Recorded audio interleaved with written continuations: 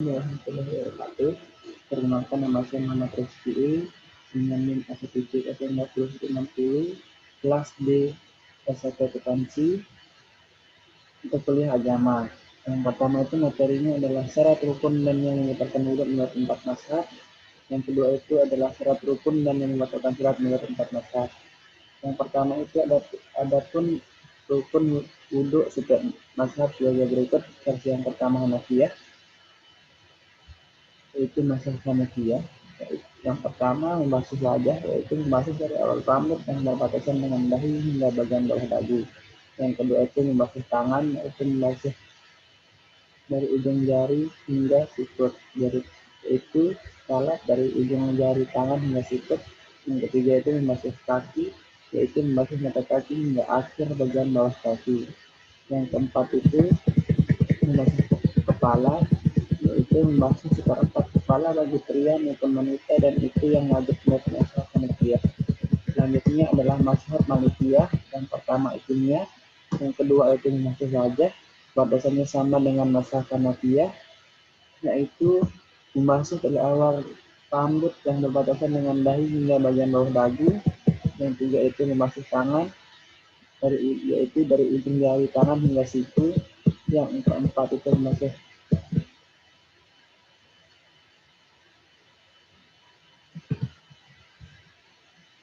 rambut kepala dari batasan rambut dengan dagu sampai ke bagian belakang kepala bagi pria dan wanita. Yang kelima itu membasuh kedua kaki.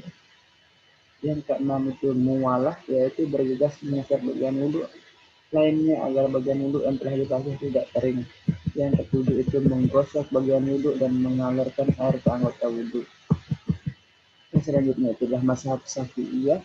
Yang pertama itu niat, yang kedua itu membasuh wajah. Menurut Syafi'iyah, batas wajah yaitu sama dengan batas yang telah ditentukan oleh Hanafiyah. Hanya saja mereka diwajibkan atau mewajibkan untuk membasuh bagian bawah dahi termasuk jenggot. Jika jenggotnya lebat, maka disunahkan untuk menggosok sampai bagian dalamnya. Namun jika janggutnya tipis, maka wajib baginya mengusap semua bagian janggut. Yang ketiga itu membasuh kedua tangan. Bagian tangan yang wajib dibasuh menurut mereka sama dengan batas tangan yang ditentukan oleh Hanafiyah. Hanya saja Syafi'iyah mewajibkan untuk menghilangkan kotoran di bawah kuku. Yang keempat itu mengusap rambut kepala. Menurut Syafi'iyah, jika seseorang mengusap sebagian banyak maupun kecil rambut kepala, maka sah wudunya. Yang kelima itu membasuh kedua kaki, yaitu dari mata kaki sampai bagian bawah kaki. Yang keenam itu tertib, yaitu wudhu secara berurutan. Selanjutnya adalah mazhab Hanabilah.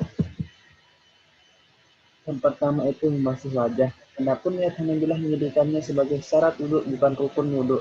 Yang kedua itu adalah membasuh kedua tangan, batasannya sama dengan mazhab lain.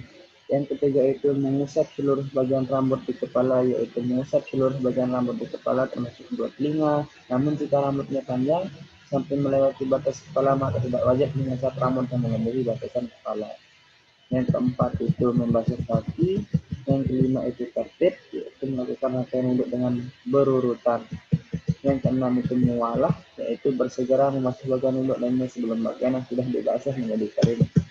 Selanjutnya rukun wudhu versi kedua, itu versi yang selain dari versi yang pertama. Para ulama berbeda pendapat ketika menyebutkan rukun wudhu. Ada yang menyebutkan 4 saja sebagaimana yang tercantum dalam Al-Quran, namun ada juga yang menambahinya dengan berdasarkan dalil dari sunnah.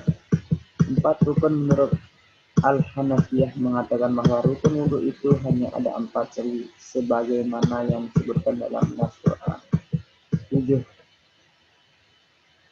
rukun menurut Al-Malikiyah menambahkan dengan keharusan niat al-dalak, yaitu menggosok anggota wudhu, sebab menurut beliau sekedar mengguyur anggota wudhu dengan air masih belum bermakna mencuci atau membasuh. Juga beliau menambahkan kewajiban muwalat. 6 rukun menurut As-Syafi'iyah menambahinya dengan niat dan tertib, yaitu kewajiban Untuk melakukan pembasuhan dan isapan dengan urut, tidak boleh terbolak-balik.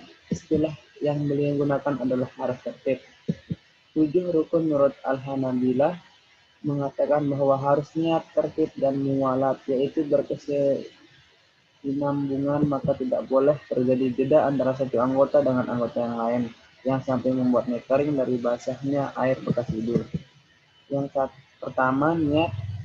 Niat wudhu adalah ketetapan di dalam hati seseorang untuk melakukan serangkaian ritual yang bernama wudhu. Yang kedua, membasuh wajah. Para ulama menetapkan bahwa batasan wajah seseorang itu adalah tempat tumbuhnya rambut manabit as-sari hingga ke dagu, dan dari batas telinga kanan hingga batas telinga kiri hingga ke batas telinga kiri. Yang ketiga itu membasuh kedua tangan hingga siku. Secara jelas disebutkan tentang keharusan membasuh tangan hingga ke siku. Dan para ulama mengatakan bahwa yang dimaksud adalah bahwa siku harus ikut dibasahi. Keempat, mengusap kepala. Yang dimaksud dengan mengusap kepala adalah meraba atau menjalankan tangan ke bagian yang diusap dengan membasahi tangan sebelumnya dengan air. Al-Hanafiyah mengatakan bahwa yang wajib untuk diusap tidak semua bagian kepala, melainkan sekedar dari kepala, yaitu mulai dari ubun-ubun dan di atas telinga. Al-Malikiyah dan Al-Hanabilah mengatakan bahwa yang diwajib diusap pada bagian kepala adalah seluruh bagian kepala. Bahkan Al-Hanabilah mewajibkan untuk membasuh juga kedua telinga, baik belakang maupun depannya. As-Syafi'iyah mengatakan bahwa yang wajib diusap dengan air hanyalah sebagian dari kepala, meskipun hanya satu rambut saja. Dalil yang digunakan beliau adalah hadis Al-Mughirah bahwa Rasulullah SAW ketika berwudu mengusap ubun-ubunnya dan imamah sorban yang melingkari kepala. Kelima, mencuci kaki hingga mata kaki. Menurut jumhur ulama, yang dimaksud dengan hingga mata kaki adalah membasahi mata kakinya itu juga. Keenam, tertib. Yang dimaksud dengan tertib adalah mensucikan anggota wudhu secara berurutan dari yang awal hingga yang akhir. Al-Hanafiyah dan Al-Malikiyah tidak merupakan bagian dari fardu wudhu, melainkan hanya sunnah muakkadah.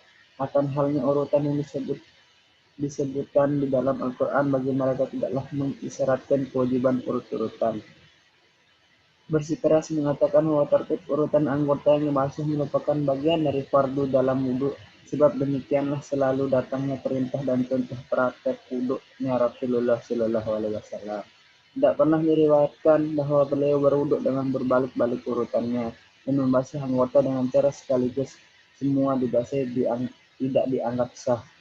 Ketujuh, al-muwalat atau tidak terputus. Maksudnya adalah tidak adanya jeda yang lama ketika berpindah dari membasuh satu anggota wudhu ke anggota wudhu yang lainnya. Ukurannya menurut para ulama adalah selama belum sampai mengering air wudhunya itu. 8. Al-dalat. Yang dimaksud dengan ad-dalat adalah menggosokkan tangan ke atas anggota wudhu setelah dibasahi dengan air dan sebelum di tempat kering. Hal ini tidak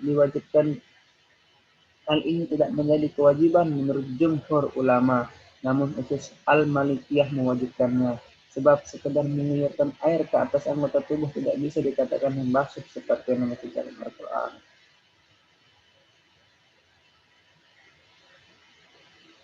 Batal yang pertama adalah keluarnya sesuatu. Yang pertama